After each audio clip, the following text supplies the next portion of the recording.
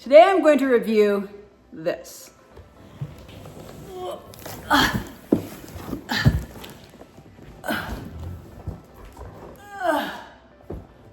It's the Instant Pot Pro Crisp multi-cooker and air fryer. It took me like 10 takes to get the whole name. Today is meal prep day at my house. One of my daughters is coming over and we're doing this together as usual. We were planning to use my regular slow cooker, pressure cooker, and oven as usual.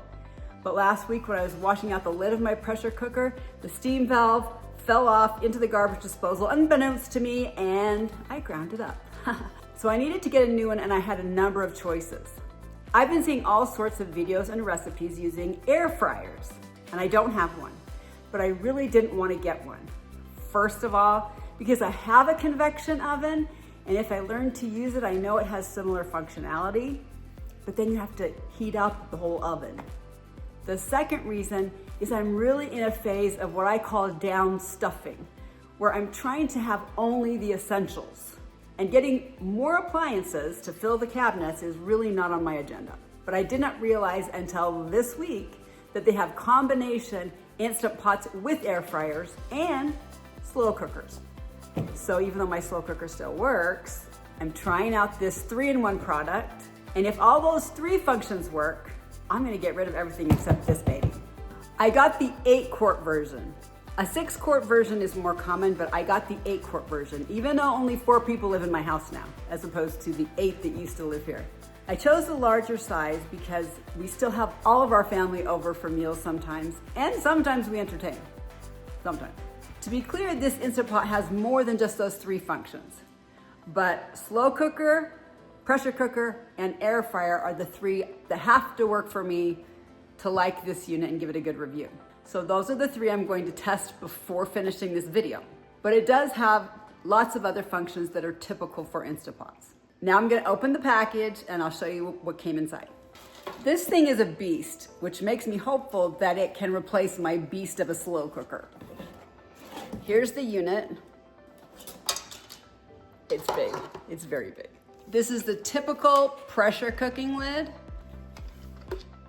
And you can see the steam valve release is taped up, which may have been an indicator that it could fall off into the garbage disposal. There's the lid. This is the air frying lid. Now I'm fascinated by the fact that it needs such a substantial accessory to make it into an air fryer, but there it is, and it is big. It's got a handle. I'll be excited to use this more than anything, I think. This is the inner cooking pot. And you can see how large it is. Very nice. And here are the accessories that came with it. This is called a protective pad and storage cover. This is the multi-level air fryer basket. And this is the air fryer basket base. And it just snaps right on like that. Last of all, we have a multifunctional cooking rack. And I missed one thing, the broil dehydrating tray. It also comes with a user manual, so I will tell you the functions of the unit listed specifically in the manual. Pressure cook, steam, saute, slow cook, sous vide. I have no idea what that means. I had to look up how to say it. It's a French word that translates into under vacuum. Keep warm, air fry, roast, bake, broil, dehydrate. All the functions of a unit, but I'm going to test out 3 specifically because that will make me a happy customer. Now to the kitchen. Here's the pressure cooker cover, and I'll show you a couple of the features. There's a cover over the steam release valve. It makes it quieter and less likely to blow up in your face. I love this. I love that there's a seal and a vent toggle switch. I love that because in my past unit, you had to kind of turn the little valve and I could never quite tell if it was seated in the sealed position. So now there's no question when it's sealed. This is the float valve. And if it's up, you can't open it. And when it's down, there's enough pressure release that you can open it. Very clever.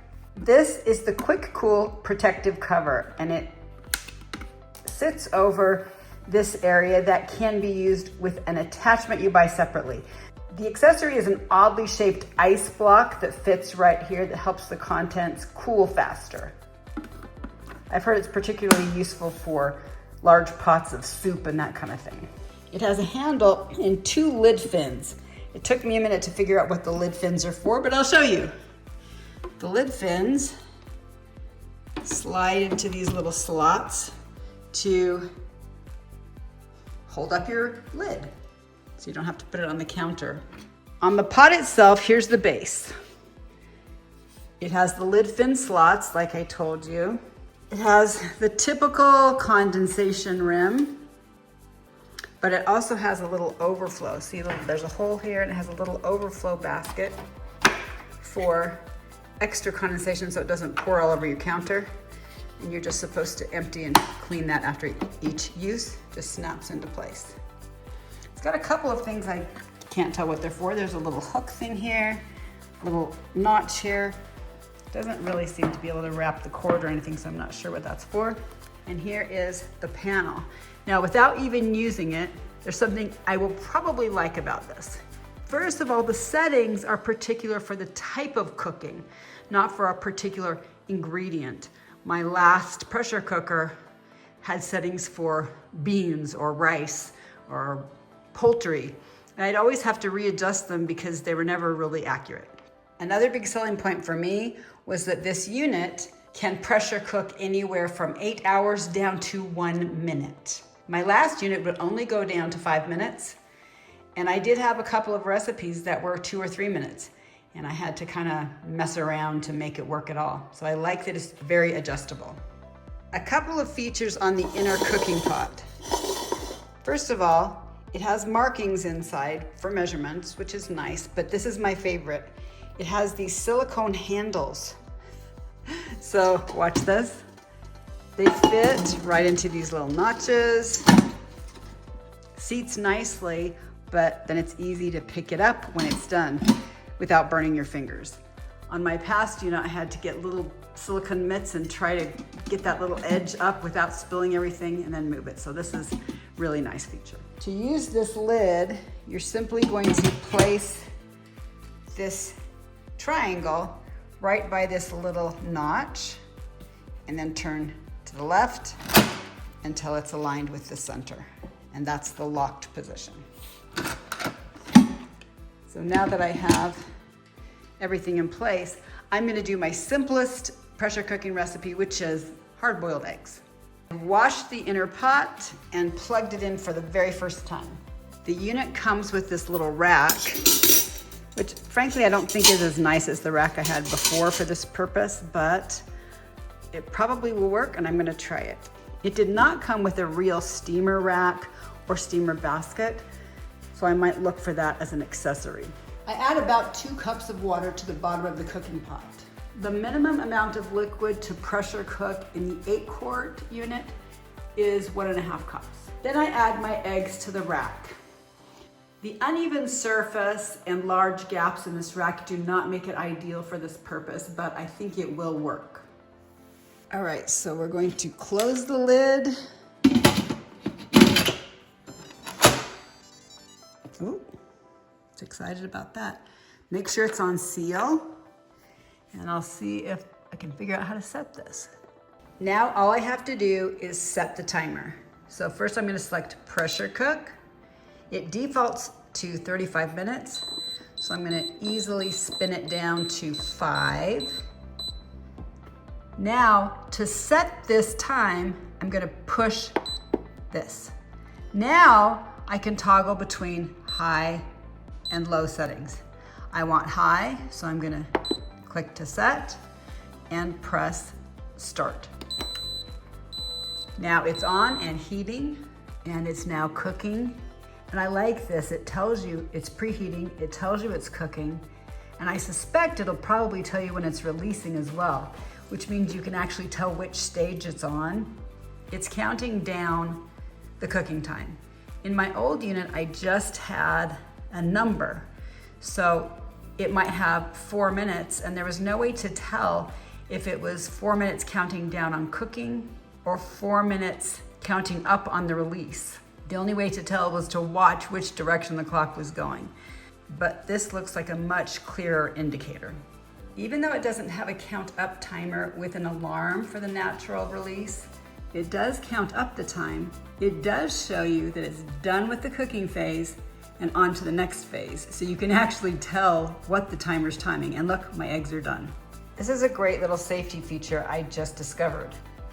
If you have your Instant Pot on and the inner cooking pot has been removed, it will say pot. It will tell you the pot's out when the heating element is exposed. Now that might seem ridiculous or redundant or unnecessary, but the first time I ever used a pressure cooker and wasn't familiar with it, I accidentally put the food right in here.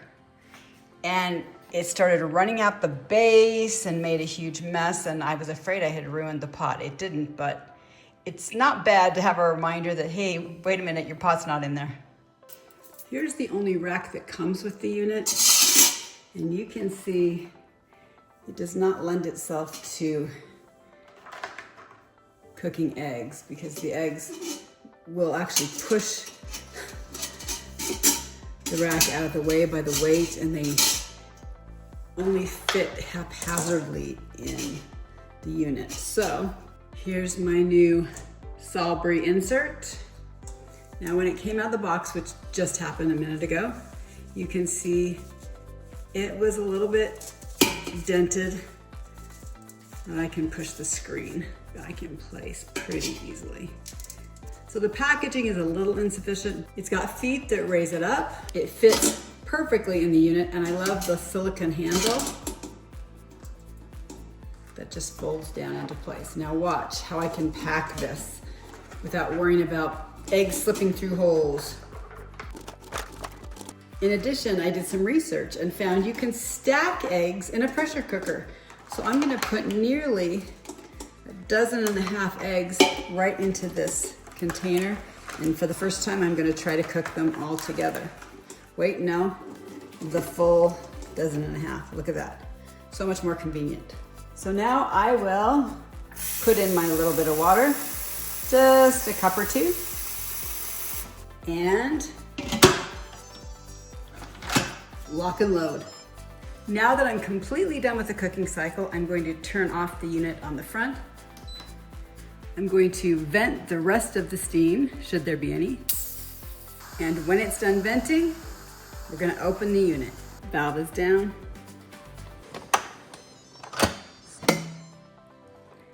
And the eggs are done. My first time stacking, there's one cracked egg, and that's all I see. Now, often I'd have an egg or two cracked even with a single layer, so not concerned about that at all.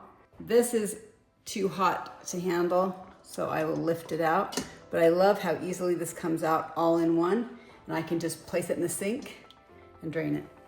I want to add one thing about the steamer basket accessory. I don't exactly know why, but my eggs come out way better if I just do a single layer, not a basket full. That will do about 12 eggs, about 1 dozen. But when I try to stack them up, they're much harder to peel. So there you go.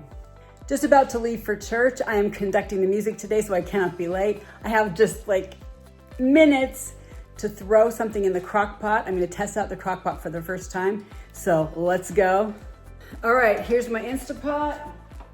The inner pot is nicely in there, and I'm gonna show you my famous throw together crock pot dinner. This is the only frozen chicken we had in the freezer. It's almost skinless chicken thighs, so that's what we're using. Break it up a little bit, that's all I can do right now.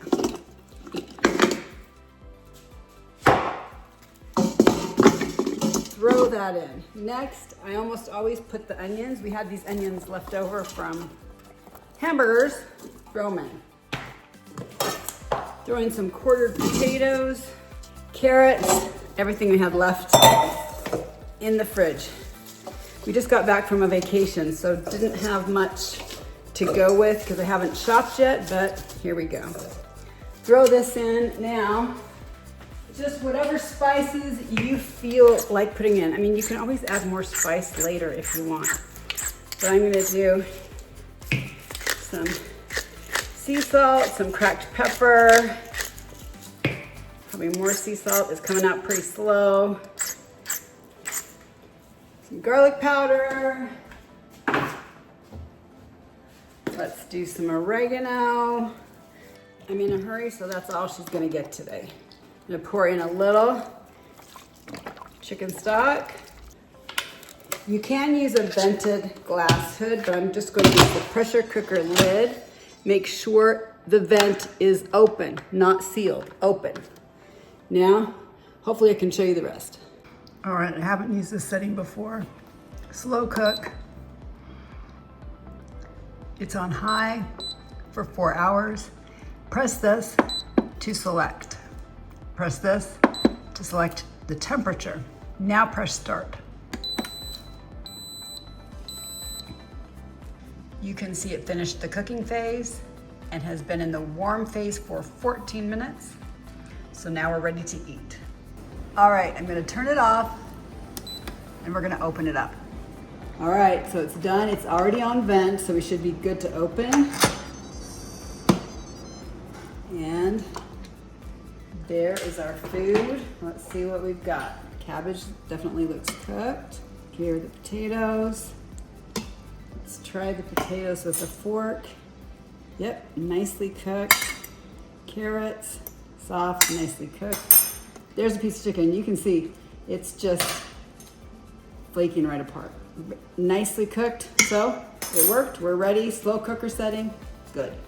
I am so excited to finally finish the review of this new Instapot. I've been waiting to do the air fry setting, and it's a new learning curve because it's not just a new machine, but I have never had an air fryer or used an air fryer. So this is all new to me. But today I'm ready. So let me show you the pieces that are necessary to do air frying in the Instapot. So this is the regular inner cooking pot that's used for everything. This is a multi-level air fry basket, and this is the base that goes with the basket. This is the air fry broil rack, and I'm gonna show you how to use these 3 pieces together. This behemoth is the air fryer lid. It's different from the slow cooker / pressure cooker lid. It's big and it's heavy. It has a handle, and it comes with a protective cover because the electronics are down here. I'll show you that in a minute too. So I'm trying to angle this down so you can see all the pieces. Here is the air fryer basket rack. You really just snap that on like that.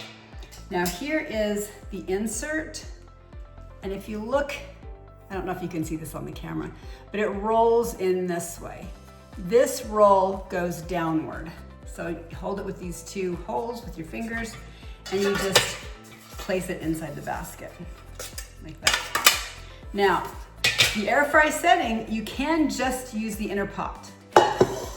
You can use the inner pot with the air fry basket,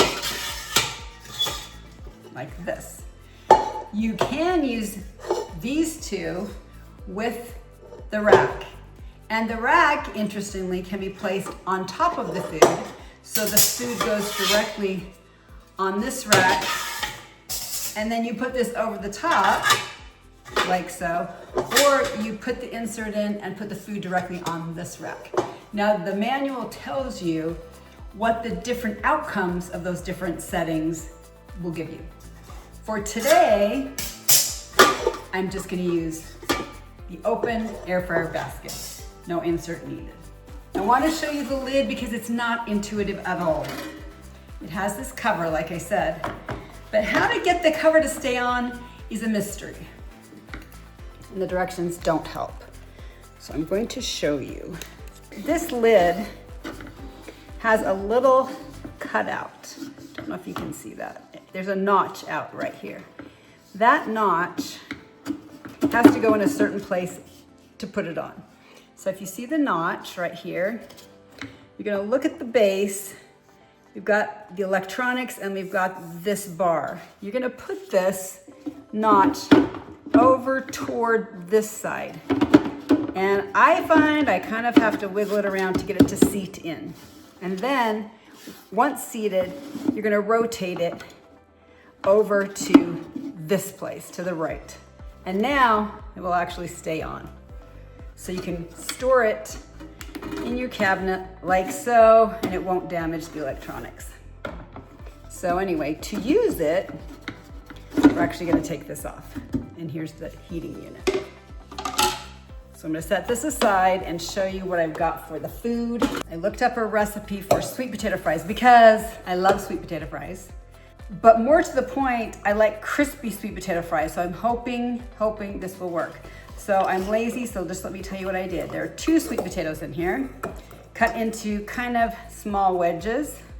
They have about 1.5 tablespoons of avocado oil, about a teaspoon of sea salt, and then some garlic powder and smoked paprika. That's it, stirred up nicely. I did scrub them first and pat them dry because it says they'll be crispier that way. My sweet potatoes, and there is gonna be a taste test after. I'm just gonna dump them right into my air fryer. So now the recipe that I found says to cook these in the air fryer at 400 degrees for 12 to 15 minutes, shaking the basket halfway through. It says for crispier fries, extend by 2 to 3 minutes. So I'm gonna try 14 minutes and shake them at 7 minutes. And hopefully that will come out good and tasty. First I'll put the basket in. This doesn't lock in the way the other lid does. It just seats on. It sounds like it liked that. So all the attachments seem to be in the right placement. So air fry. This is the time, this is the temperature. Okay, I'm gonna go to 16 minutes. And I'm going to 400 degrees. That's what the default is apparently. And then I'm going to push start. So it says preheating right now, so the timer hasn't started yet.